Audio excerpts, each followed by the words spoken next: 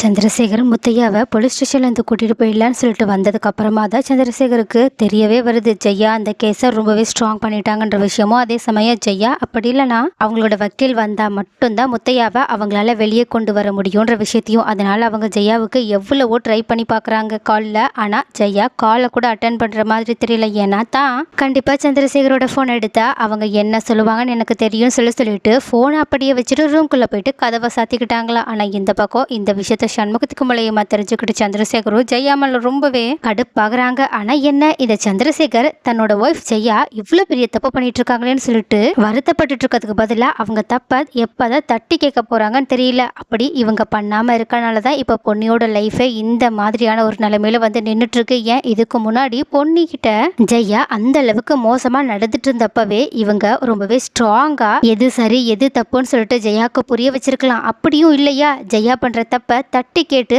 அவங்களோட அநியாயத்தை எல்லாத்தையுமே தடுத்து நிறுத்திருக்கலாம். ஆனா அது எதையுமே பண்ணாம பொன்னிக்கு சப்போர்ட் பண்றதா பொன்னிக்கிட்ட தனியா போய் ஆறுதல் தான் சொல்லிட்டு இருந்தாங்க. பட் அதுக்கு பதிலா இவங்க இந்த மாதிரி ஜெயாவை கட்டுப்படுத்திட்டு இல்லைன்னா அவங்க பண்ற தப்புல இருந்து தடுக்க வச்சிருக்கலாம். அப்போ இந்த பிரச்சனையே வந்திருக்காது. பட் இப்ப கூட சந்திரசேகர் கொஞ்சம் கூட தைரியமே இல்லாம ஜெயா கிட்ட தான் நடந்துட்டு இருக்காங்க. அதே சமயம் ஜெயாவுமே ரொம்பவே தென்னாவிட்டோட தான் பண்றதா சரி, தன்னை யாராலும் தடுக்க முடியாது, தான் யார் பேச்சையுமே கேட்க மாட்டேன்ற மாதிரி தான் தலை கணத்தோட நடந்துட்டு இருந்திருக்காங்க. இப்பயும் அதை தான் பண்ணிட்டு இருக்காங்க. பட் இந்த விஷயத்த சந்திரசேகர் எப்பதான் மாத்த போறாங்கன்னு தெரியல. பட் இந்த பக்கம் சந்திரசேகர் இப்படி ட்ரை பண்ணதுக்கு அப்புறமாவும் ஜெயா கேட்காதனால வீட்டுல போய் கெஞ்சலான்ற யோசனைக்கு வந்துட்டாங்க போல. அதனால அவங்க வீட்டுக்கு போயிட்டு பேசலாம்னு சொல்லிட்டு கிளம்பி போகும்போது கரெக்டா அங்க இந்த மாதிரி பொண்ணு இதுக்கு முன்னாடி ஒரு பொண்ணை நெருப்புல இருந்து காப்பாத்தினாங்கல்ல, அந்த பொண்ணோட அப்பாவான அந்த மினிஸ்டர் வந்துடுறாங்க. இதை பார்த்துட்டு சந்திரசேகரும் ரொம்பவே சந்தேகத்தோட நின்றுட்டு இருக்கா. அங்க இருக்க மீடியா ஆட்களும் மினிஸ்டர் கிட்ட கேள்வி மேல கேள்வியா கேட்டுட்டு இருக்காங்க. ஆனா மினிஸ்டரும் முதல்ல நான் வந்த வேலையை முடிச்சுட்டு வந்துடுறேன்னு சொல்லிட்டு உள்ள போயிட்டு அந்த போலீஸ்காரங்க கிட்ட முத்தையாவை ரிலீஸ் பண்ண சொல்லி கேட்குறாங்க. ஆனால் போலீஸ்காரங்களோ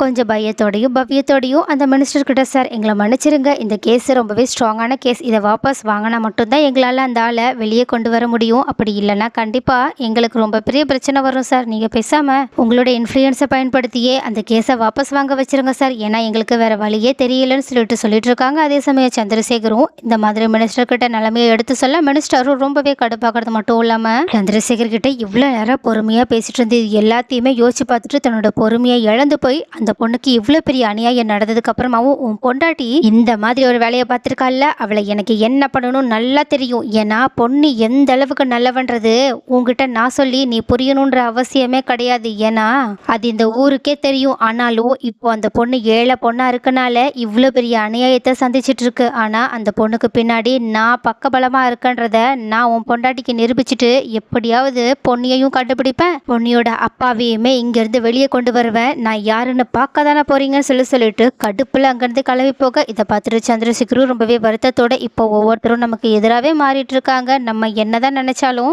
இந்த விஷயத்துல ஜெயா பண்றது தப்புன்னு தெரிஞ்சதுக்கு அப்புறமாவும் நம்மளால ஒண்ணுமே பண்ண முடியலையேன்னு சொல்லிட்டு வருத்தத்தோட அவங்க வீட்டுக்கு கிளம்பி போகிறாங்க. ஆனா இன்னொரு பக்கமும் சுந்தரோட உண்மைகளை தெரிஞ்சுக்கிட்டு அவங்களோட அப்பா அம்மாவும் ரொம்பவே வருத்தத்தோட தலகுனிஞ்சு போய் அவங்களோட வீட்டுக்குள்ளே போயிட்டுருக்கா. அப்போ இதை பார்த்த வெண்ணிலாவும் என்ன நடந்துச்சுன்ற விஷயம் தெரியாததுனால அவங்க கிட்ட அங்கிள் ஆண்டி உங்களுக்கு நான் காஃபி போட்டு தரவட்டுமான்னு கேட்க, ஆனால் இதை பார்த்துட்டு ரொம்பவே கடுப்பான சுந்தரோட அம்மாவும் ரொம்பவே முறைச்சிக்கிட்டே அவங்க பாட்டுக்கு உள்ளே போகிறாங்க. அதே சமயம் சுந்தரோட அப்பாவும் அதையே பண்ண இதை பார்த்துட்டு ரொம்பவே சந்தேகப்பட்ட வெண்ணிலாவை இந்த விஷயத்த சுந்தர்கிட்ட சொல்ல, ஆனால் சுந்தரோ ஏற்கனவே இருக்கிற பிரச்சனைல இவங்க வேறன்னு உடனடியாக அவங்களோட அப்பா அம்மா கிட்ட வந்துட்டு அம்மா ஏன் வெண்ணிலா காஃபி போட்டு தரேன் தானே சொல்ல, ஏன் உங்களுக்கு எந்த பதிலும் சொல்ல முடியலையான்னு கேட்க, ஆனால் இதை கேட்டுட்டு சுந்தரோட அப்பாவும் ஏண்டா ஏன் நானே உங்ககிட்ட வந்து பேசணுன்றத நீயே என்கிட்ட வாயை கொடுத்து வாங்கி கட்டிக்க வந்துட்டியான்னு சொல்லி சொன்னது மட்டும் இல்லாம, ஆமா நீ எதுக்காக உன்னோட மாமியார் வீட்டுல இருந்து திரும்பி வந்த, என்கிட்ட ஏதாவது சொல்லணுமான்னு கேக்குறாங்க. ஆனா சுந்தரோ தன்னோட நாடகங்களை மறுபடியுமே தன்னோட அப்பா நம்பிடுவாங்கன்னு சொல்லிட்டு அவங்க கிட்ட மறுபடியுமே பொய் மேல பொய்யை எடுத்து சொல்ல, ஆனா அவங்களோட அம்மாவோ ரொம்பவே வருத்தத்தோட ஏன் தான் இவன் நம்ம கிட்ட இந்த உண்மையை கூட சொல்ல மாட்டேங்கிறானோன்னு சொல்லிட்டு நின்றுட்டு இருக்காங்க. ஆனா சுந்தரோட அப்பாவோ அவன் வாயில இருந்தே தனக்கு இந்த உண்மை தெரிஞ்சே ஆகணும்னு சொல்லிட்டு நினைச்சது மட்டும் உள்ளாம அவங்க கிட்ட நோண்டி கேள்வியா கேட்டுட்டு இருக்காங்க. ஆனா சுந்தரோ பதில் சொல்ற மாதிரியே தெரியல. அதுக்கு பதிலா அவங்க வேற புது பொய்யை தான் சொல்லிட்டு இருக்காங்க. இதனால ஒரு கட்டத்துல ரொம்பவே கடுப்பான சுந்தரோட அப்பாவும் திடீர்னு எந்திரிச்சு சுந்தரோட கண்ணத்துல பல்லான்னு ஒரு அறைய விடுறாங்க. இதனால பக்கத்துல இருக்க வெண்ணிலா ஷாக் ஆகுறது மட்டும் இல்லாம நின்றுட்டு இருக்க சுந்தருமே செம்ம ஷாக்கோட அப்பா என்ன பண்ணிட்டு இருக்கீங்கன்னு கேட்க, ஆனா சுந்தரோட அம்மாவும் தன்னோட கஷ்டம் தாங்க முடியாம அழ ஆரம்பிக்கிறாங்க. தன்னோட அப்பா கோவத்திலையும் தன்னோட அம்மா அழுகையிலையும் இருக்கிறத பார்த்த சுந்தரும் நடந்த விஷயத்தை தெரிஞ்சுக்கிட்டது மட்டும் இல்லாம அப்பனா நீங்க என்னோட மாமியார் வீட்டுக்கு போயிட்டு வந்தீங்க கரெக்டா? சரி சொல்லுங்க, அவங்க உங்ககிட்ட என்ன சொன்னாங்கன்னு கேக்குறாங்க. ஆனா சுந்தரோட அப்பாவும் இதுக்கு மேல உன்னை பத்தி என்கிட்ட அவங்க என்னடா சொல்லணும்னு நீ நினைக்கிற? நாங்க தான் நீ எந்த அளவுக்கு கேவலமான ஆளுன்றதை தெரிஞ்சுக்கிட்டு வந்திருக்கோமே, இதுக்கு மேல எங்களுக்கு வேற என்ன கஷ்டத்தை நீ தர காத்திருக்கன்னு கேட்க, இதை கேட்டுட்டு சுந்தரு, அப்பா தயவு செஞ்சு அந்த குடும்பத்துல இருக்கவங்க சொல்றதை நம்பாதீங்க. சொல்ல போனா அவங்களுமே என்ன ரொம்பவே தப்பா தான் புரிஞ்சிட்டு இருக்காங்க.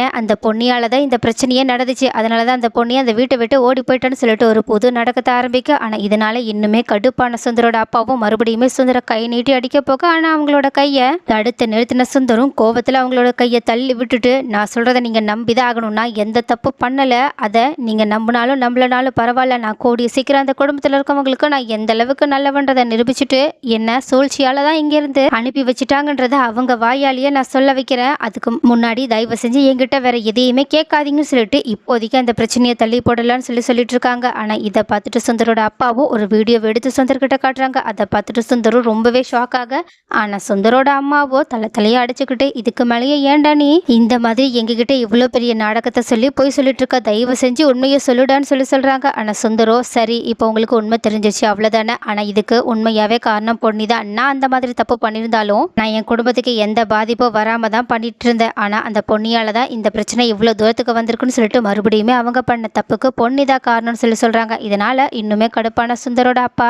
முதல்ல இந்த வீட்டை விட்டு வெளியே போடா, உன்ன மாதிரி ஒரு கேவலமான ஆளை நான் பார்த்ததே கிடையாதுன்னு சொல்லிட்டு, இதுக்கு மேல நீ யாரோ நான் யாரோ, என் பையன் என்னைக்கோ செத்துட்டான்னு சொல்றாங்க. இதை கேட்டுட்டு சுந்தரம், இங்க பாருங்க, தேவையில்லாம பேசிட்டு இருக்காதீங்க. சொல்ல போனா எனக்கு இப்போ வெளியே போக வேற வீடும் கிடையாதுன்னு உங்களுக்கு நல்லாவே தெரியும். ஸோ இன்னும் கொஞ்ச நாள் பொறுமையா இருங்க, நான் பழையபடி என்னோட மாமியார் வீட்டுக்கே எப்படி போகணுமோ அப்படி போயிடுவேன்னு சொல்றாங்க. ஆனா சுந்தரோட அப்பாவோ, உன்ன மாதிரி ஒரு ஆள் இதுக்கு மேலே இந்த வீட்டில் இருக்கக்கூடாது, அப்படி நீ மட்டும் இருந்தா நான் உன்னை கொலை கூட பண்ண தயங்க மாட்டேன்னு சொல்லிட்டு அவங்களோட சட்டையை பிடிக்க போக, ஆனா சுந்தரோ ஒரு பக்கத்தில் தன்னோட பொறுமையை இழந்து, இதுக்கு மேலேயும் இந்த டார்ச்சர் எல்லாம் என்னால் தாங்கிக்க முடியாதுன்னு சொல்லிட்டு யோ அப்படின்னு சொல்லிட்டு தன்னோட சட்டையை பிடிக்க வந்த தன்னோட அப்பாவை தள்ளி விட்டது மட்டும் இல்லாமல், இதுக்கு மேலே ஏதாவது பேசினேன் அப்புறம் அவ்வளோதான் மரியாதை கெட்டுரும். நான் தான் உங்ககிட்ட ஏற்கனவே சொல்லிட்டேன்ல, இன்னும் கொஞ்ச நாள் நான் இங்கே இருப்பேன், அதுக்கப்புறமா தான் நான் இந்த வீட்டை விட்டு வெளியே போக, அது வரைக்கும் நான் போகவே மாட்டேன்னு சொல்கிறாங்க. ஆனால் இந்த மாதிரி சுந்தர் பண்ணதை பார்த்துட்டு அவங்களோட அம்மா அதிர்ச்சி அடைஞ்சது மட்டும் இல்லாமல் ரொம்பவே கோபத்தோட, டேய் நீ மட்டும் இங்கே இருந்த நான் செத்தே போயிடுவேன்னு சொல்லிட்டு மிரட்ட ஆரம்பிக்கிறாங்க. ஆனால் அதை கொஞ்சம் கூட கண்டுக்காம உள்ள போக, இதனால அவங்களோட அப்பாவும் சரி அம்மாவும் சரி ரொம்பவே கஷ்டத்தோட அழுதுட்டு இருக்காங்க. ஆனா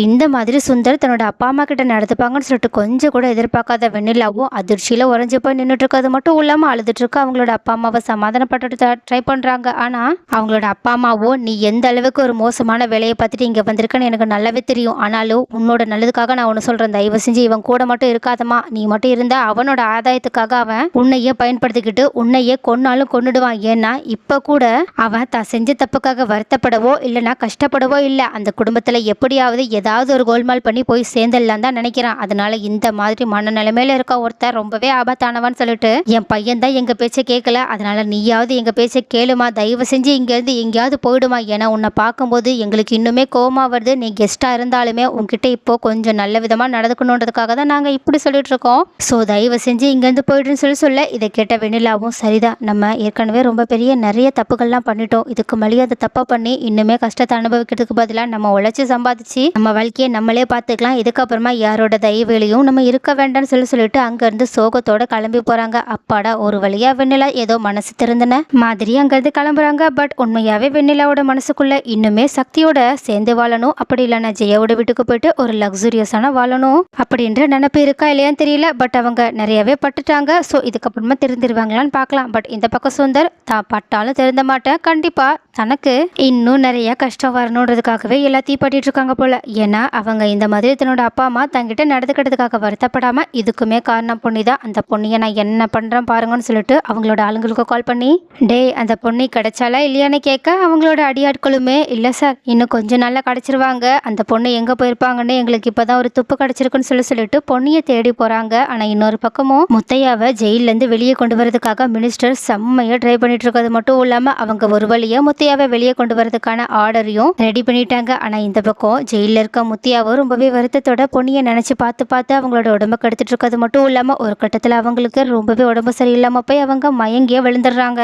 ஸோ இதை பார்த்த அங்க இருந்த போலீஸ்காரங்களும் உடனடியாக முத்தையாவை ஹாஸ்பிட்டல் அட்மிட் பண்றாங்க. பட் அதுக்கப்புறமா தான் தெரிய வருது மினிஸ்டர் இந்த மாதிரி முத்தையாவை ரிலீஸ் பண்றதுக்கான ஆர்டரை ரெடி பண்ணிட்டாங்கன்ற விஷயம். ஸோ இந்த விஷயத்த போலீஸ்காரங்க மினிஸ்டர் கிட்ட சொல்லிட்டு அவங்கள ஹாஸ்பிட்டல் வந்து முத்தையாவை கூட்டிட்டு போக சொல்லிட்டு இருக்க. உடனே இதை கேட்டுட்டு முத்தையாவும் சந்திரசேகர் கிட்ட இந்த விஷயத்த சொல்லிட்டு ஹாஸ்பிட்டலுக்கு கிளம்பி போக. ஆனா இந்த பக்கம் சந்திரசேகரும் இந்த விஷயத்தினால பதறி போய் உடனடியாக அவங்களுமே சக்தி, சண்முகம், பவானின்னு சொல்லிட்டு எல்லாருமே கூட்டிட்டு ஹாஸ்பிட்டலுக்கு போயிருக்காங்க. ஆனா இன்னொரு பக்கம் யாருமே கொஞ்சம் கூட எதிர்பார்க்காதபடி கரெக்டா அங்க முத்தையாவை பார்க்கறதுக்காக பொன்னி வந்து செம்ம கெத்தா நின்றுட்டு இருக்காங்க. அப்போ இதை பார்த்துட்டு ஹாஸ்பிட்டலுக்கு போன சக்தி, சந்திரசேகர், பவானி, சண்முகம் சொல்லிட்டு எல்லாருமே அதிர்ச்சியில நின்றுட்டு இருக்கா. ஆனா பொண்ணையும் செம்ம கெத்தோட தன்னோட அப்பாவை அவங்களோட ரூம்குள்ள போய் பார்த்துட்டு, அப்பா இதுக்கு மேல உங்களுக்கு எந்த பிரச்சனையும் வராதுப்பான்னு சொல்லிட்டு அங்க நின்றுட்டு இருக்கா மினிஸ்டர் கிட்ட ரொம்பவே நன்றி சொல்ல மினிஸ்டருமே, ஏமா முன்னாடியே என்கிட்ட ஏதாவது உதவினா கேட்கலாம்ல, ஆனா இப்ப பாரு எனக்கு இதுவே ரொம்பவே லேட்டா தான் தெரிஞ்சிச்சு, அதனாலதான் இந்த மாதிரி என்னால முன்னாடியே எந்த நடவடிக்கையும் எடுக்க முடியலன்னு சொல்ல. ஆனா இது கிட்ட பொண்ணியும், இல்ல சார் இதுக்கு மேல எனக்கு எந்த உதவியும் தேவையில்லை, ஏன்னா நான் இப்போ என்ன நினைச்சனோ அதை செய்யக்கூடிய ஒரு நிலைமையில தான் இருக்குன்னு சொல்லிட்டு ஏதோ புரியாத மாதிரி பேசிட்டு இருக்காங்க. ஆனாலும் அந்த மினிஸ்டருக்கு பொன்னி நன்றி சொல்லிட்டு அவங்களோட அப்பா வாங்கறது கூட்டிட்டு போக. இதை பார்த்துட்டு சந்திரசேகர் பொண்ணுக்கிட்ட, ஏமா பொண்ணு நீ இவ்வளோ நாளா எங்கம்மா இருந்த, உன்னை காணும்னு சொல்லிட்டு நாங்க எல்லாரும் எவ்வளோ பதறி போயிட்டோம் தெரியுமான்னு சொல்ல. ஆனா பொண்ணையோ செம்ம கொடுப்போட சந்திரசேகரை தடுத்து நிறுத்திட்டு, இங்க பாருங்க மாமா, இல்ல சாரி இங்க பாருங்க சார், இதுக்கு மேலேயும் எங்ககிட்ட இவ்வளோ உரிமையா பேசாதீங்க, ஏன்னா உங்களுக்கோ எங்களுக்கோ எந்த சம்பந்தமும் இல்லைன்றது இப்போ உறுதியாயிடுச்சுன்னு சொல்லிட்டு ஒரு டிவோர்ஸ் பேப்பரை எடுத்து சக்தி கிட்ட கொடுத்துட்டு, நம்ம இதுக்கு முன்னாடி பேசி வச்சதுதான், நம்ம 2 பேரும் மியூச்சுவலாக டிவோர்ஸ் பண்ண போறோம்னு சொல்லிட்டு என்னையும் என்னோட அப்பாவையும் கஷ்டப்படுத்துறதுக்கான பதிலடியை நான் கொடுக்க இப்போ தயாராயிட்டேன். உங்களோட மனைவி கிட்ட போய் சொல்லுங்க, இந்த பொன்னி தன்னோட அம்மாக்காகவும் தன்னோட அப்பாக்காகவும் ஏன் தனக்காகவும் இந்த குடும்பத்தை பழி வாங்குறதுக்காக திரும்பி வந்துட்டான்னு சொல்லுங்கன்னு சொல்லிட்டு கெத்தா அவங்களோட அப்பா வாங்கறது கூட்டிட்டு போக. இதை பார்த்துட்டு அதிர்ச்சியில அத்தனை பேரும் நின்றுட்டு இருக்கா. ஆனா வெளியே இந்த ரிப்போர்ட்டர்ஸும் பொன்னியை பார்த்ததுக்கு அப்புறமா,